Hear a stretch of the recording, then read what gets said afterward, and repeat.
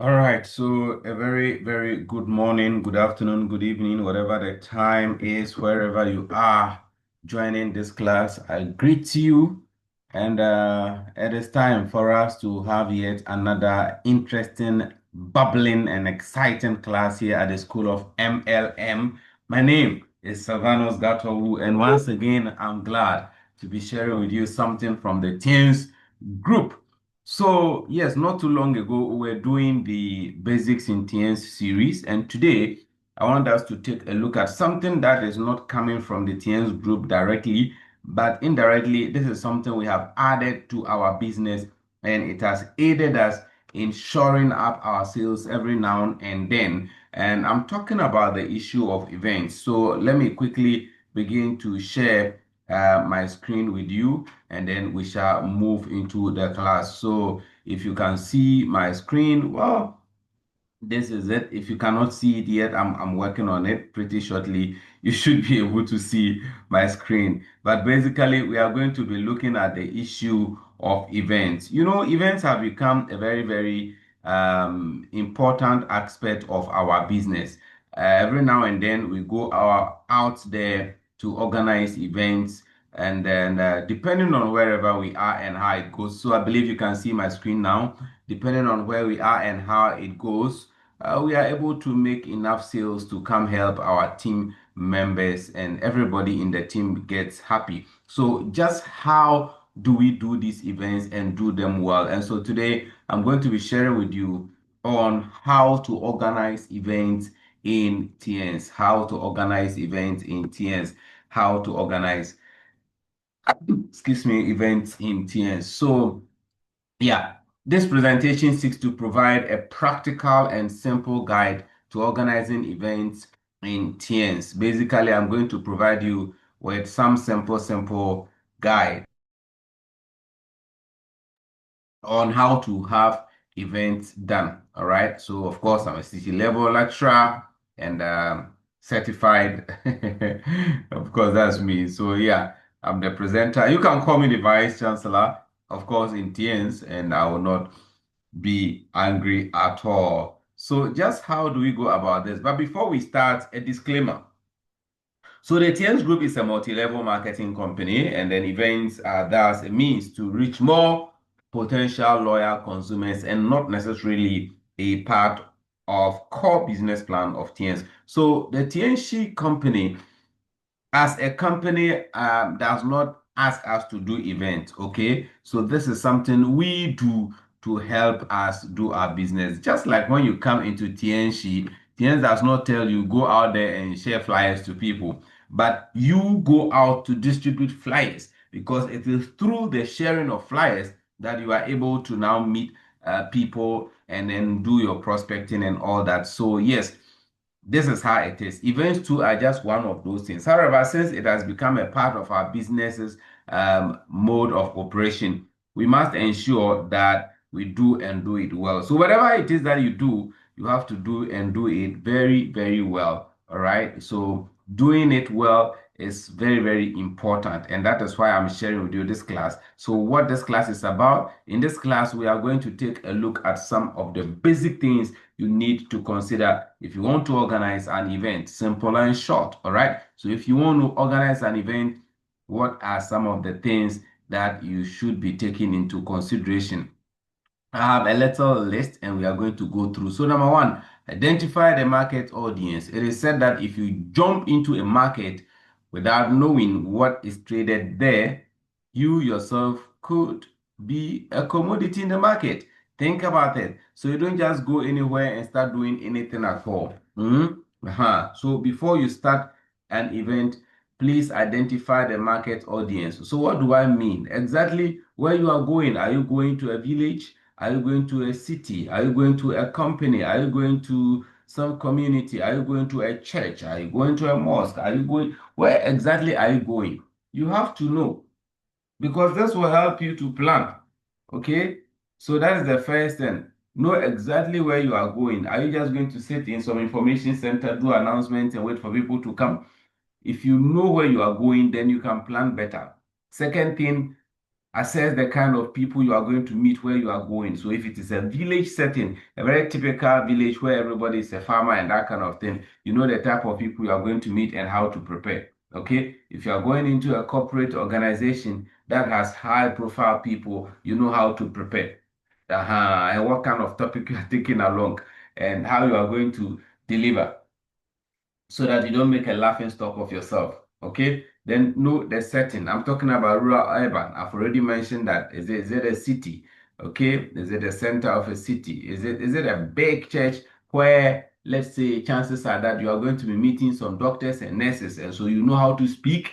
You see, you have to know all these things. If possible, the audience market size. Get to know the size of the market you are going to meet. Are you going to speak to 200 people? Then you know how to prepare approximately. Sometimes it is difficult to tell, but other times too, it is easy to find out by just asking a few questions. So identify the market audience. Okay, and then who are the authorities there? If you are going to a village setting, is there a chief who is in charge of the people? He is the authority there. If it's a corporate organization, do they have a managing director you are supposed to talk to? If it's a community, are you supposed to speak to the assemblyman? Is the MP around? Is he the one you will have to talk to? Find out all these things before you go. Okay, it will help you. Now, let's go to the second point quickly, quickly, quickly. Speak to the authorities. So, after you have identified the market audience, get to know the authority that is there and speak to them. So it is normal to serve a letter, have it approved before you set off for the event, but it is almost always easy for the team if the team lead speaks to the authority or a representative before the event. I've had instances where I have just followed people to event. We go and they say, "Oh, the man is not there. We asked somebody to speak to him. The person we asked to speak to him said he had spoken to him," and then we go and a whole lot of confusion. So it is better to serve the letter, but after serving the letter, it is best to now also speak to the authority before you go. So if you need to visit the place before the day, if you need to call before the day, make sure you do it. It will save you. Okay. This creates a cordial relationship between the authorities there and the team. So before you go, if it's an assemblyman, you have spoken to him already. If it's a chief, you have some rapport. If it's whoever, I mean, once you do that, it helps. If possible, avoid a middleman. Avoid it. If possible, don't send somebody to be the one to go and do these talks for you. Do it yourself. Speak to the person yourself. That is, if you are the one organizing the event, it will help you greatly. All right. Now, straight away to the third point, introduce yourself appropriately. Now, look at what I've written. Avoid the taking on a title you cannot defend, or avoid taking on a title you cannot defend. That's what I actually wanted to type. So avoid taking on a title you cannot defend. Once you have accessed the terrain, you must ensure you put on a cap you can comfortably defend. Remember, you are a distributor seeking consumers. That's it. So don't go and say you are a doctor when the place you are going is full of doctors. You'll be in trouble. All right. So give yourself any title, but something you can defend, depending on where you are going to. I can't talk much about this, but you know what I'm talking about. If you are going to present yourself as a nurse, know where you are going to do that. Okay, all right. The least said about that one, the better.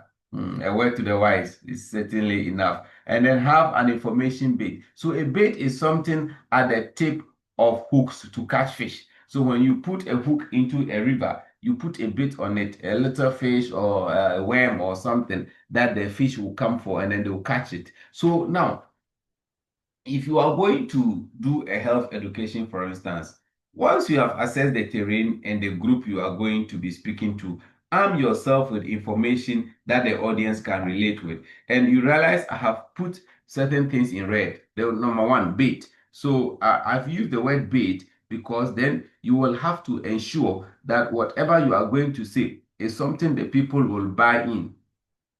Just make sure.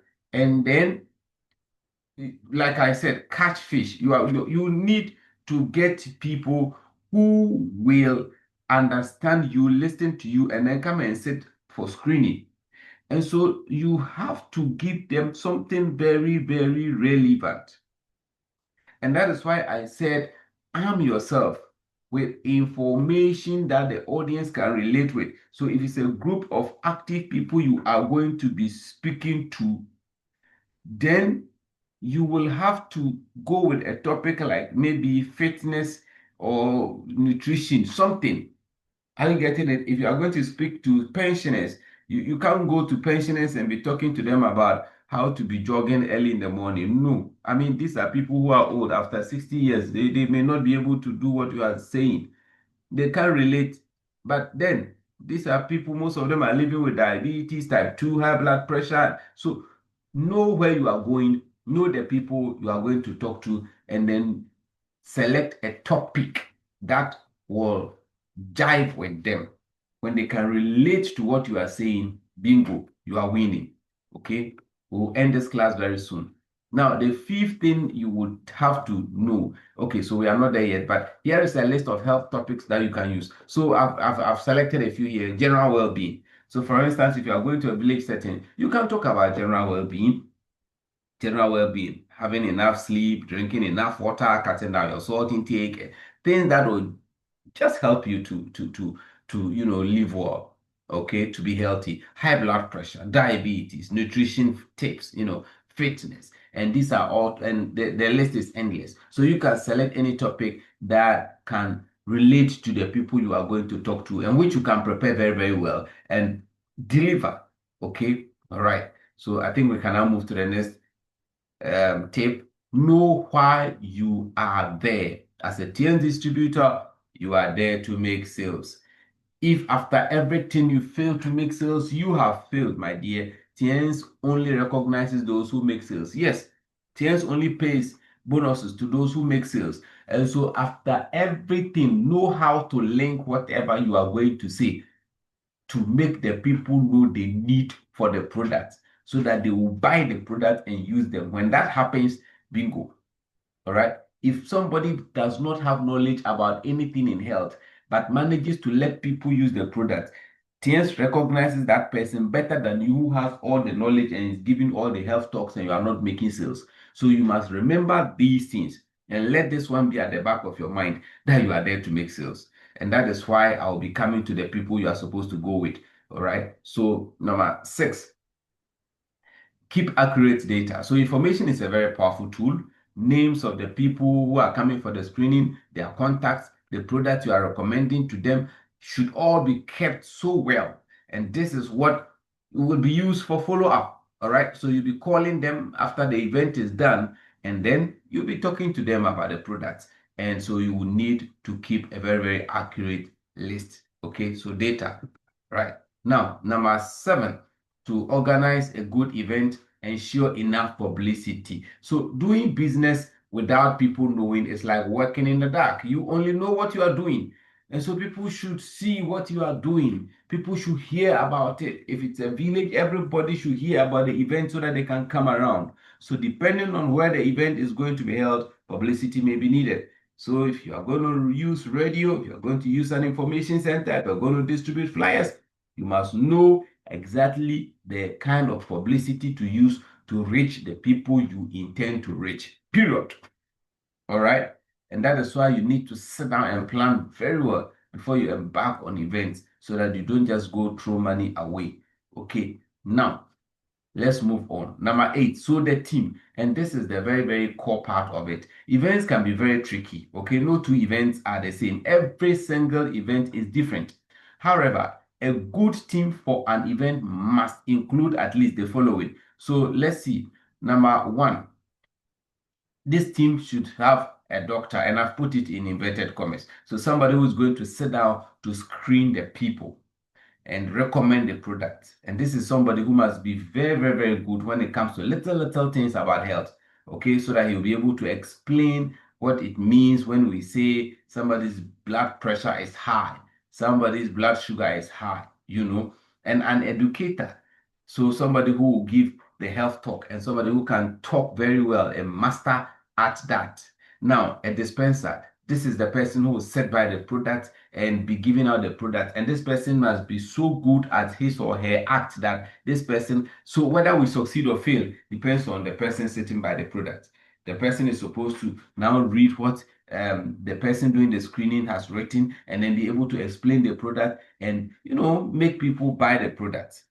And then a records keeper, the person will be writing the names of the people and the products we are giving them and their contact. But sometimes people can multitask.